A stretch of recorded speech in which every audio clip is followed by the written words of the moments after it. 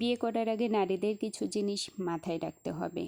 Number 1, কিছু ছোটলোক পরিবার আছে, পার্টি দেখতে এসেই কাবিন করিয়ে ফেলবে।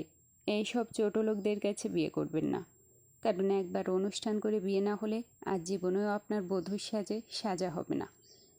পরে করব অনুষ্ঠান, এইসব অনেকেই বলবে, কিন্তু পরে আর অনুষ্ঠান হবে না।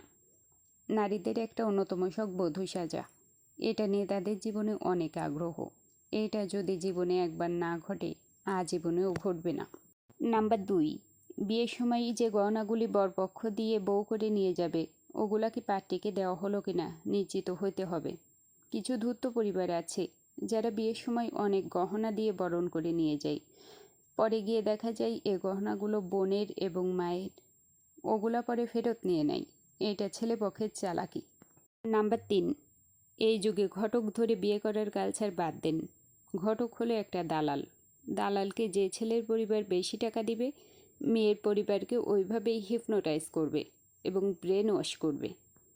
নাম্বার 4, বরপক্ষ যদি বিশাল গেস্টের লিস্ট বিয়েতে ধরিয়ে দেয় এবং বিশাল গেস্ট নিয়ে যদি আসে বিয়ে করতে, তবে ভদ্রলোকের মতো রিসিপশনে আপনারাও ঠিক তত গেস্ট নিয়ে যাবেন। 100 জন গেস্টের কথা বলে বিয়েবাড়িতে 300 জন গেস্ট ইচ্ছা করে নিয়ে গিয়ে মেয়ে পক্ষকে লো ফিল করায় বরপক্ষ। খাবার কম পড়েছে, এইসব ডায়লগবাজি ঠিকই করবে পরে। এইসব নিয়ে আজীবন ছোটো করবে। এইসব করার জন্যই এই অশিক্ষিতর মতো পলিটিক্স। বরপক্ষ যদি এমন করে রিসিপশনে, তবে 50 জনের কথা বলে পারলে 500 জন মেয়ে পক্ষের লোকেরা চলে যাবেন। নাম্বার 5, ছেলে পক্ষে কালচারের নামে লোভনীয় আছে কিনা অবশ্যই এইসব যাচাই করে দেখবেন।